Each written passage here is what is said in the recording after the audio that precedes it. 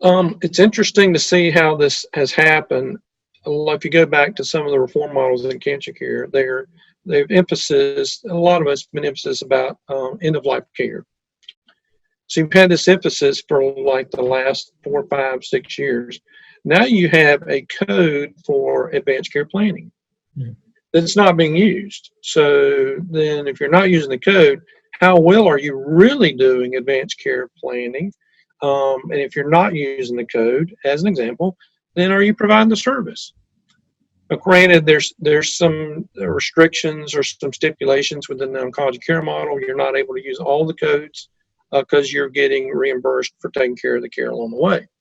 So if you look at these codes, they are intended to address what is believed to be very key communication points or care delivery points, and then making sure you address them.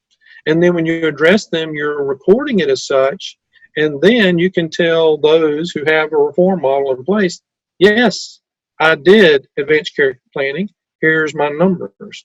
And by the way, also with transitional care and chronic care, all these codes, the one thing that I'd like to kind of do a shout out is Dr. Patel is quick to say that his use of these new services has been directly result of how well he's performed in the oncology care model. That communication and that collaboration and coordination with his patients on all these different ways says, oh, it's showing up. And because you're doing these treatment plan codes, et cetera, and says, okay, if you don't feel good, don't go to the hospital, don't go to the emergency, you call me. You've got a plan, you've got a code. When someone leaves the hospital, our job's to keep you out of the hospital. What's part of that transitional code, and sharing that with the patient and doing that education.